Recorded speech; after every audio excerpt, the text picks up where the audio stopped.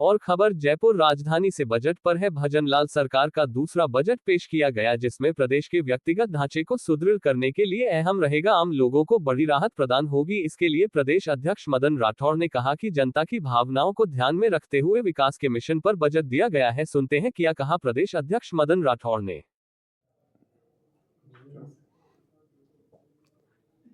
आज राजस्थान के मुख्यमंत्री भजनलाल जी के नेतृत्व में राजस्थान सरकार का बजट हमारी वित्त मंत्री आदरणीय दिया कुमारी जी ने जो प्रस्तुत किया वो शानदार बजट था। जनहितकारी और आम नागरिकों का ध्यान रखते हुए बजट बनाया गया। बहुत अच्छा बजट बनाया। किसानों को विशेष रूप से समर्पित बजट है। युवाओं को रोजगार दिलाने की दिशा में बहुत अच्छा बजट है। उद्यमियों के लिए भी बहुत लाभकारी बजट है। आम नागरिक के जीवन स्तर को ऊंचा उठाने के लिए जो योजनाएं बनी है बहुत लाभकारी है।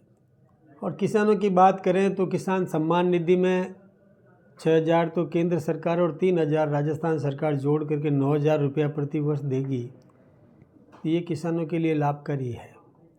यही नहीं, किसान क्रेडिट कार्ड में जो पहले 3 लाख रुपए का प्रावधान था अभी उसको बढ़ा के 5 लाख रुपया किया है। वैसे ही मिनिमम सपोर्ट प्राइस बढ़ाने की बात है, या किसान कोई जैविक खेती करे उसको प्रोत्साहित करने का काम किया है। और मैं सोचता हूँ कि ये भजनलाल जी का ही विज़न है कि कोई बैलों से खेती करे, उसको प्रोत्साहन देने के लिए 3,000 रुपया अनुदान देना यानी सहायता देना, यानी उसको प्रोत्साहित करने का काम किया।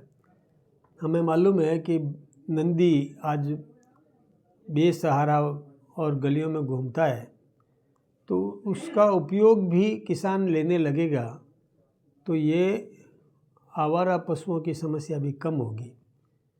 जैविक खेती को बढ़ावा दे करके और उसको उचित मूल्य मिले, अधिक मूल्य मिले, इस दिशा में भी और इस बजट में प्रावधान किए गए। महिला SC ST उद्यमी उसको भी अधिक ऋण मिल सकेगा और उसमें भी और उसको प्रोत्साहित करने के लिए बहुत बड़े बड़े प्रावधान इसमें किए हैं। ऐसे ही रोज़गार की दिशा में जो गारंटी की थी भजनलाल जी ने वो पूरी करने का काम उन्होंने किया पहले भी, और लगभग 70% जो बजट घोषणाएं उन्होंने पूरी कर ली। और अब आगे भी रोज़गार की दिशा में सरकारी नौकरियां भी मिलेगी और निजी संस्थानों में भी नौकरियां लोगों को मिलेगी। राइजिंग राजस्थान का भी पूरा लाभ लेने का काम किया। यही नहीं 95% उद्यमियों को जो पिछली बार जिन्होंने मांग की थी उनको ज़मीन भी आवंटित कर दी गई। धरातल पर उतरने लगेगा काम। इसके साथ ही कुटीर उद्योग पनपाने की दृष्टि से कच्चा माल जो राजस्थान में उपलब्ध है उसका उपयोग करने के निमित्त कुटीर उद्योग भी पनपेंगे। उनको आसान किस्तों पर लोन मिलेगा, मार्केट उपलब्ध है। और भजनलाल जी ने जो सब से सलाह ली थी, चाहे व्यापारी हो, उद्यमी हो, कर्मचारी हो, मजदूर हो, चार्टर्ड अकाउंटेंट्स है, MLA, एक्स MLA, सबकी राय लेकर के और उनका समावेश करने की पूरी कोशिश की है। इस बजट में ऊर्जा के मामले में राजस्थान आत्मनिर्भर कैसे बन सके इसके बारे में भी बहुत बड़े बड़े प्रावधान किए हैं। सोलर पैनल्स लगेंगे, उसमें सब्सिडी दी जाएगी, और जब घरों में सोलर पैनल्स लगेंगे तो बिजली घरों में लोग पैदा करेंगे सोलर से, तो निश्चित रूप से हम ऊर्जा के क्षेत्र में आत्मनिर्भर बन सकेंगे। इसके अलावा भी प्रति माह 150 यूनिट बिजली फ्री देने की जो घोषणा की है, यानी 1800 यूनिट साल की, यानी बहुत बड़ी बात है। ये एक लाभकारी है। पानी के मामले में भी, चाहे जैसे ERCP में भी जो पैसा दिया वो टेंडर भी हो गए, काम भी शुरू हो गया। जो राम जल सेतु जो बनाया है, राजस्थान और मध्य प्रदेश का जो मिला करके जो पानी का उपयोग किस प्रकार से होगा राजस्थान में, ARCP, और ऐसे ही हरियाणा से पानी मिलने लगेगा। ऐसे ही हम नर्मदा के पानी का भी पूरा उपयोग करेंगे ताकि राजस्थान के किसानों को पानी मिल सके, पेयजल की समस्या का समाधान होगा और किसान को भी खेत में पानी मिलेगा। इसके अलावा जो कच्चा माल है वो यहाँ उपयोग में आएगा, अब बाहर कच्चा माल नहीं भेजेंगे। पर्यटन की दृष्टि से जो अरावली पर्वत श्रेणियों में जो धार्मिक स्थल है या जो पर्यटन केंद्र बन सकते हैं ऐसे स्थल है, उनका विकास करने का काम किया है। मंदिरों में भी उसका जीर्णोद्धार करना, उसका विकास करना, उसका उद्धार करना, उसको आकर्षक बनाना, उसको अच्छा बनाना, इस दिशा में भी धन देने की व्यवस्था की है। यहाँ तक कि पुजारियों को मानदेय भी 7,500 रुपया कर देना, ये राजस्थान सरकार की और भजन लाल जी की उपलब्धि मानी जाएगी।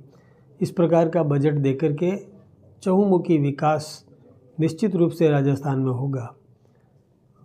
मैं मुख्यमंत्री जी और वित्त मंत्री जी को बहुत बहुत धन्यवाद दूंगा कि आम नागरिक को मजबूत करने की दृष्टि से और किसान को भी समृद्ध करने की दृष्टि से कर्मचारी वर्ग का भी पूरा ध्यान रखा है। सभी वर्गों का, युवा का, महिला का, SC का, ST का, सभी वर्गों का, गरीब का उत्थान कैसे हो सकता है, उस दिशा में भी बहुत अच्छी योजनाएं दी है। मैं सोचता हूँ कि ये बजट बहुत उपयोगी है और निश्चित रूप से इसका लाभ आम नागरिक को मिलेगा। केंद्र सरकार से भी जो सहयोग मिला है राजस्थान को, उसका भी पूरा लाभ और इस बजट में उठाने की कोशिश की गई है। जो कलेक्शन होगा, GST कलेक्शंस, उन सब का भी उपयोग होगा। सड़कों के मामले में भी बहुत कुछ दिया है। प्रत्येक विधायक को, यानी बिना भेदभाव के, प्रत्येक विधायक को अपने क्षेत्र में विकास के लिए और प्रचुर मात्रा में उनको सड़कें मिली है। सड़कों का जीर्णोद्धार करने के लिए पैसा मिला है। यहाँ तक कि विधायक अपना जन सेवा केंद्र, जन समस्या समाधान केंद्र स्थापित करे, इसके लिए पैसा दिया है और उसको रख रखाव के लिए भी पैसा दिया है और मेंटेन करे विधायक बिना भेदभाव के, चाहे कांग्रेस का विधायक हो या BJP का विधायक हो, सभी को जन सुनवाई करने का अवसर मिले, उनको बैठने का स्थान मिले, इस प्रकार की व्यवस्था की है। मैं सोचता हूँ कि बहुत बढ़िया बजट है। इसका जितना धन्यवाद दिया जा सके, अभिवादन किया जा सके, करना चाहिए। विपक्ष आरोप लगाता है, विपक्ष को अपनी भूमिका निभाने का पूरा अधिकार तो है, लेकिन अच्छी बातों को तो स्वीकार करना ही चाहिए। केवल विरोध करना है इसलिए विरोध करे, ये ठीक बात नहीं है। मैं तो फिर से मुख्यमंत्री जी का धन्यवाद देना चाहूँगा।